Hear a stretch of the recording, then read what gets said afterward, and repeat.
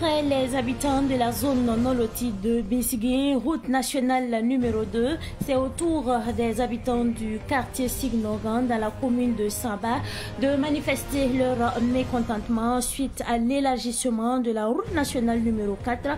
Ces manifestants ne sont pas satisfaits des conditions de déménagement. Vous les entendrez dans ce journal. Les fidèles musulmans célèbrent demain la Tabaski ou encore la fête de l'Aïd el-Kébir.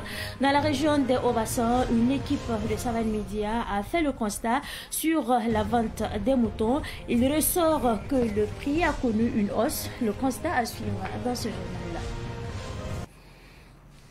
Mesdames et messieurs, bonsoir et bienvenue à ce rendez-vous consacré à l'actualité sur Savane TV.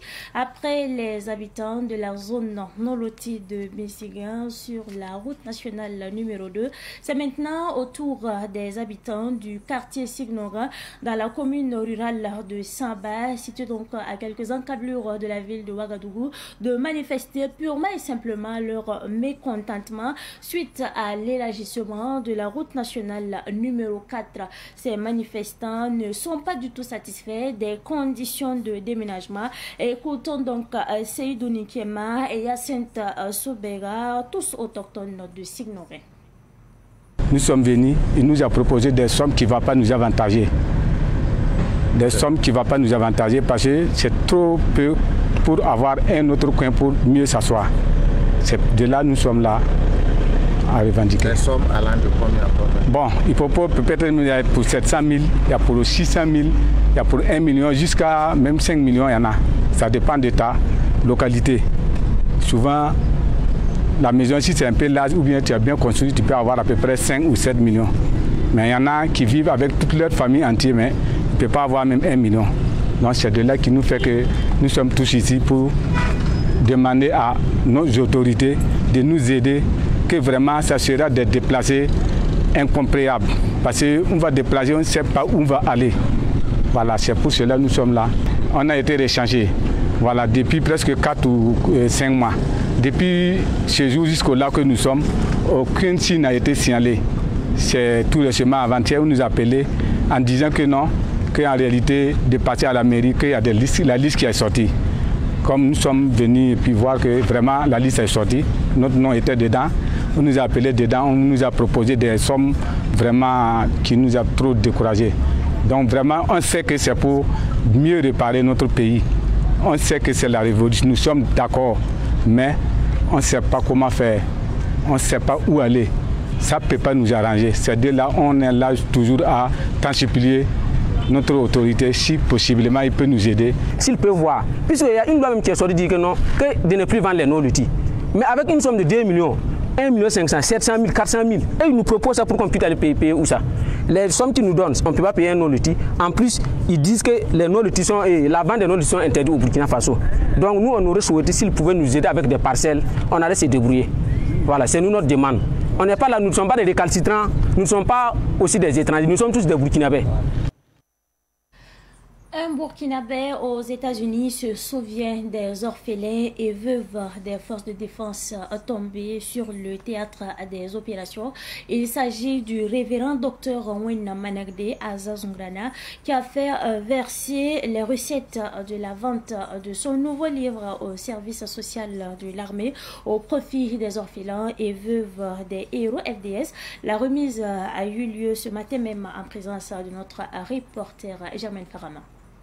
2 80 000 francs CFA, c'est la somme que le révérend docteur Wenmangde Aza Zungrana, un pasteur burkinabé vivant aux États-Unis d'Amérique, a mobilisé comme soutien pour les veuves et orphelins des FDS tombés au front. Le bienfaiteur est le pasteur principal de l'église des Assemblées de Dieu Peniel International Church Jesus Save aux États-Unis d'Amérique. Cette somme, remise par sa famille à la direction de l'action sociale de l'armée, est la recette de la vente d'un livre du pasteur burkinabé aux États-Unis, livre qui relate l'histoire de Penina, un personnage dans la Bible.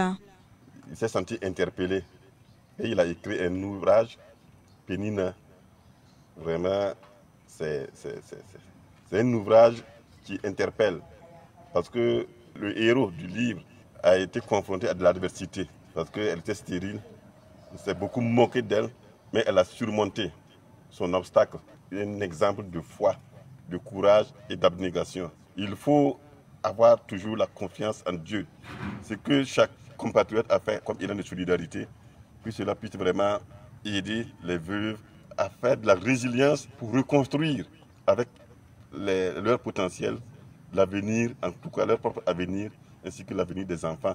Le directeur de l'action sociale de l'armée a salué ce geste de solidarité qui va contribuer à soulager la souffrance des orphelins et des veuves. Vous me voyez ému, vraiment sensible à ce geste-là, qui est de quelqu'un qui est à 10 000 km d'ici et qui a été touché par la situation que pourraient vivre les proches de ceux qui sont tombés en défendant la patrie. Nous ne pouvons vraiment que lui dire merci, touché par le phénomène. Je pense qu'il a posé un geste noble qui doit aller directement sur le front en réalité. Au regard des défis existentiels auxquels il fait face dans la prise en charge des veuves et orphelins des martyrs, le colonel-major Rémissier Kambou en appelle à plus de solidarité des citoyens. À ceux qui se battent pour qu'ils aient plus de motivation, qu'ils s'assurent que le volet arrière, c'est-à-dire leurs proches, seront assurés lorsque quelque chose va arriver. On ne le souhaite pas, mais si quelque chose arrive, qu'ils sachent qu'il y a des gens derrière qui sont solidaires, qui sont groupés derrière eux. Et donc, ils n'ont qu'à faire le pas, même si c'est un bol de riz qu'ils amènent, c'est toujours bon pour quelqu'un quelque part. Moralement, psychologiquement, c'est vraiment important. Penina, un stimulant, une opportunité. Ce livre du révérend Dr Wenmanakde Aza Zungrana, vivant aux États-Unis d'Amérique, est disponible au Burkina. Les Burkinabés sont invités à se procurer l'œuvre dont la recette sera reversée au profit des veuves. Sur place, 3 livres ont été achetés à raison de 10 000 francs l'unité. Eh bien, l'actualité de ce 5 juin 2025 est également marquée par l'agence Conseil de services et de formation pour le développement en Afrique qui tient depuis hier des journées de concertation pour préparer le forum citoyen des acteurs et partenaires de l'éducation en septembre prochain. Une occasion justement de rendre hommage au professeur Fernand Sanou et au professeur Joseph Kizerbo. L'ouverture de ces journées de concertation a eu lieu hier. Retour justement sur la cérémonie d'ouverture avec notre reporter Siglina Kelsey. Pour mieux préparer le forum citoyen des acteurs et partenaires de l'éducation, des acteurs réfléchissent à travers des journées de concertation sur le thème éducation, société et développement des États en Afrique. Quelle réflexion et quelle projection pour un futur prospère. C'est une initiative de l'agence Conseil de services et de formation pour le développement en Afrique. Pour l'administrateur de cette agence, professeur Roger Valéan, cela vise à analyser le système éducatif en lien avec la société. Il s'agira précisément de considérer l'efficacité interne du système éducatif et son efficacité externe. Qu'est-ce que notre école donne à notre société? Qu'est-ce que notre société, notre école, notre système éducatif met comme citoyen dans la société, comme travailleur dans la société? Qu'est-ce que notre système éducatif apporte à notre société? Alors, on sait aussi que l'école n'est pas insulaire. L'école et donc le système éducatif est forcément en lien avec la société. Quelles sont les influences de la société sur notre système éducatif?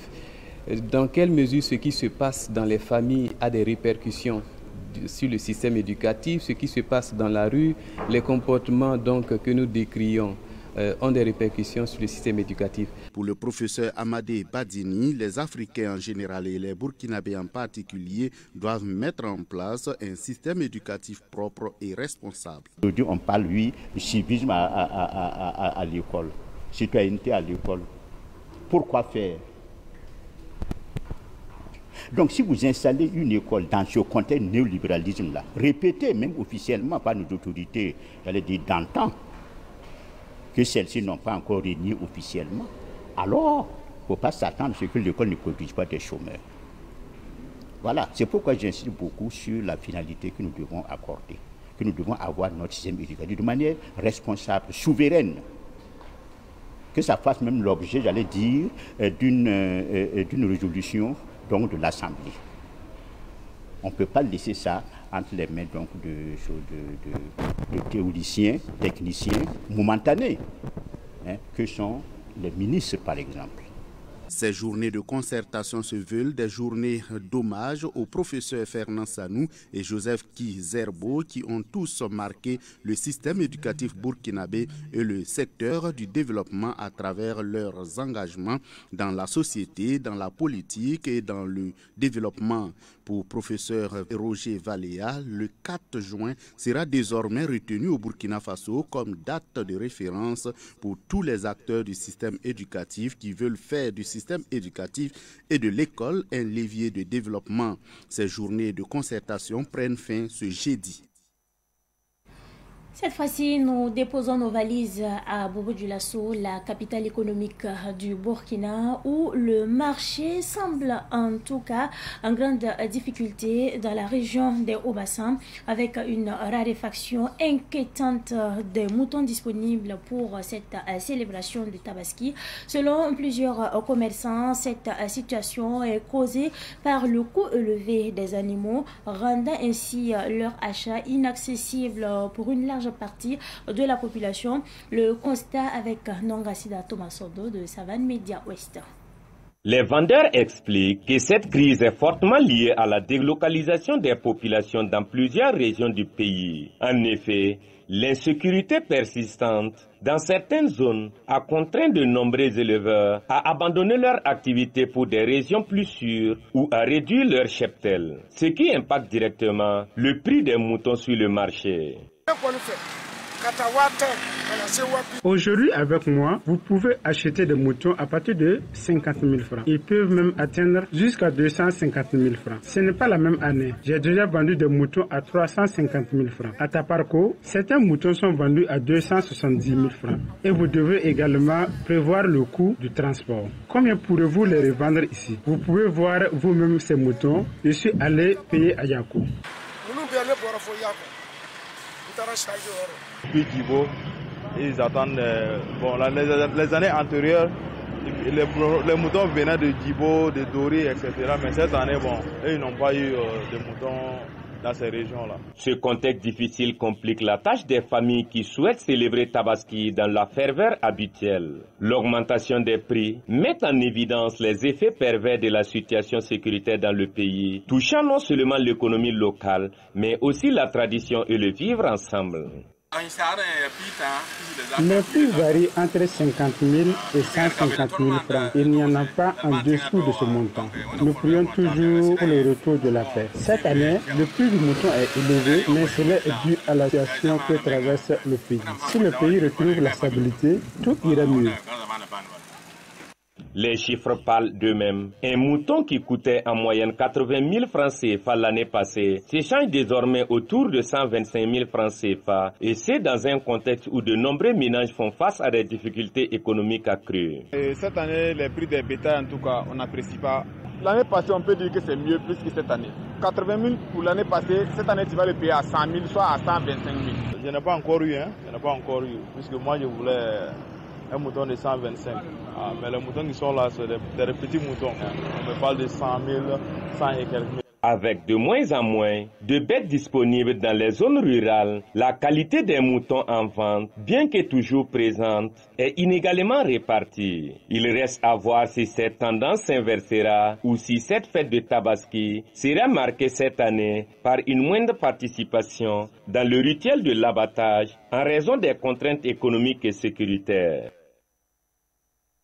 Après Bobo-Dioulasso, retour à Ouagadougou et nous parlons cette fois-ci de la santé mentale qui est au cœur du programme de la 3e édition de la fête foraine Fasofoun, l'événement qui va se dérouler du 27 au 29 juin prochain à la place de la nation de Ouagadougou. Se veut en tout cas un cadre pour sensibiliser la population sur la santé mentale, notamment la dépression. Le comité d'organisation a tenu une conférence de presse hier. Retour sur cette conférence de presse avec notre reporter Samuel Moko. La fête foraine Fasophone est une rencontre de partage et de découverte. Elle se tient 2 fois dans l'année. Une édition pendant le mois de juin pour annoncer les vacances et une seconde en fin d'année pour la Noël. Notre prochaine édition est prévue pour les 27, 28 et 29 juin prochains. Pour participer à la fête foraine, on demande une contribution de 2000 francs CFA, qui est le tarif normal. Et les enfants vont payer 1000 francs. Les enfants de moins de 15 ans paieront 1000 francs pour participer à la fête foraine. Donc par rapport aux jeux, ils ne sont pas gratuits. Le ticket de jeu fait 200 francs CFA. Comme je vous l'ai dit, c'est un événement vraiment qui permet à tout le monde de pouvoir participer et pouvoir trouver son compte. L'édition 2025 est la 3e du genre. Et elle se déroule sous le thème santé mentale. 2 panels vont être animés au cours de la fête foraine Fasophone. Le premier panel est animé par le professeur Carfo, qui est professeur titulaire en psychiatrie et en psychologie médicale et à l'université Joseph Kizerbo et qui est également le chef de service de psychiatrie de Yalgado. Donc c'est un professionnel, il a 35 ans d'expérience en santé mentale. Il va parler, il va nous conseiller, il va nous apprendre des choses. Deuxièmement, on a sa collègue qui est psychiatre également, qui est docteur Sommet, qui sera là pour le second panel et qui va animer le second panel qui va s'appeler Suicide, facteur de risque. Pour la circonstance, un groupe dénommé La Voix du Silence sera mis en place. Ainsi donc, toute personne peut partager de façon anonyme ses soucis avec le groupe. Les Voix du Silence auront une plateforme anonyme qui sera mise en place où toute personne, de façon anonyme, pourra venir parler de ses soucis, discuter avec des personnes pour se sentir mieux. Donc, également, les Voix du Silence vont permettre de faire des actions concrètes, claires. Par exemple, à la fête foraine, tous les forains, je vous invite à venir, à poser un message positif concernant la santé mentale. Tout le monde est invité. Ce sera une grande fresque où toute personne pourra poser un message positif concernant la santé mentale qu'on pourra exposer dans les grands axes de la ville. Des artistes tels que Amzi, Tania, Rayman, Privat et Didi B vont prester à la fête Fasophone qui se déroule du 27 au 29 juin à la place de la Nation. Salif Kiswensida Ouedraogo est à la tête de l'ADS Nord, section Côte d'Ivoire, depuis 2 mois maintenant. Il a procédé à l'installation de la sous-section de l'ADS Nord à San Pedro en Côte d'Ivoire. Revivons la cérémonie de l'installation avec notre correspondant depuis Abidjan, Boukari Zongo. Étant à la tête de l'ADS Nord section Côte d'Ivoire depuis près de 2 mois maintenant, Salif Kiswensida Ouedraogo a procédé le samedi 24 mai dernier à l'installation de la sous-section de l'ADS Nord San Pedro, ville située au sud-ouest de la Côte d'Ivoire. La mobilisation était de taille. La présence des autorités administratives locales, les opérateurs économiques, les chefs coutumiers et religieux, les responsables d'associations burkinabés et les délégués au Haut Conseil des Burkinabés de l'extérieur était remarquable. C'était un bureau restreint de 21 membres dont le président est Adama Ribou qui a été présenté au grand public par le comité d'organisation de la dite cérémonie. Le président Salif Kiswensida Ouedraogo a salué la détermination de toute la composante de l'ADS Nord et de la sous-section de San Pedro. L'installation de la sous-section de San Pedro ouvre donc le bal des installations. Notre ambition, c'est d'installer le maximum de sous-sections à travers la Côte d'Ivoire qui vont être les relais de nos actions. Je suis très satisfait de ce que j'ai vu. San Pedro, ce n'est pas seulement un regroupement de nos compatriotes.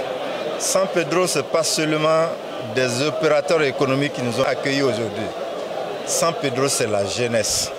Les 2 vice-présidents de la sous-section de San Pedro, Seydou Mamadi Ouedraogo et Ibrahim Nyampa, ont représenté ce jour Adama Ribou. Ils ont remercié l'ensemble des invités et promettent relever le défi. Cette cérémonie d'installation officielle marque un tournant décisif pour notre communauté. Elle est l'aboutissement d'un rêve longtemps nourri, d'une volonté collective, mais surtout elle est le fruit de la vision éclairée et du leadership affirmé du président national de l'ADS Nord Côte d'Ivoire, M. Salif Ouedraogo Kiswensida. C'est grâce à votre détermination, à votre engagement sans relâche et à votre foi inébranlable en l'unité des ressortissants du Nord que cette sous-section est aujourd'hui une réalité. San Pedro, terre d'accueil et d'opportunités, San Pedro est aussi une terre de défis. La communauté burkinabé vivant à San Pedro, dans son ensemble, ne s'est pas fait compter cette belle cérémonie. Vraiment, c'est formidable. Vraiment, on souhaite que les autres régions n'aient qu'à faire la même chose.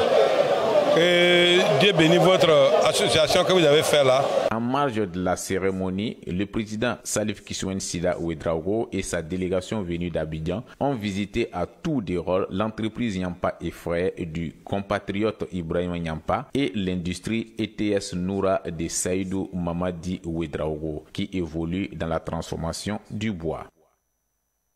Nous restons justement en Côte d'Ivoire où il est désormais clair, ainsi dit Laurent Gbagbo, Charles Blé Boudet, Tidiane Thiam et Guillaume Soro ne pourront pas faire acte de candidature ni voter pour la présidentielle d'octobre prochain en Côte d'Ivoire. La commission électorale indépendante a exclu définitivement leur nom de la liste électorale. Que dit exactement la presse ivoirienne? La réponse avec Alphonse Ouedraogo. La presse ivoirienne partage le même sujet dans les parutions du jour. La liste électorale définitive publiée hier a mis hors course 4 ténors politiques. Laurent Gbagbo, Charles Blé Boudet, Guillaume Soro et Tidiane Thiam. Le journal Génération Nouvelle, un quotidien pro-Soro, prévient et dit: présidentielle d'octobre 2025, le président de la commission électorale indépendante, Ibrahim Kouiber Koulibaly, et le RHDP embarquent la Côte d'Ivoire dans l'incertitude. Ainsi, la démocratie est en régression en Côte d'Ivoire, regrette-t-il. Selon le journal L'Héritage, en plus de saisir l'ONU pour la réintégration de son candidat Tidiane Thiam, le PDCI-RDA annonce déjà des marches éclatées dans toutes les villes de Côte d'Ivoire. Sur la saisine de l'ONU par Thiam, le quotidien L'Avenir, proche du pouvoir, est convaincu que cela n'est qu'un coup d'épée dans l'eau. Car, rappelle-t-il, en 2000, comme Thiam, le candidat Zibi Aka, exclu à l'époque, avait saisi l'ONU sans suite. Ce qui fait dire le porte-parole du gouvernement Amadou Koulibaly dans le journal Le Patriote ceci: la Côte d'Ivoire respecte ses engagements internationaux sans compromettre sa souveraineté.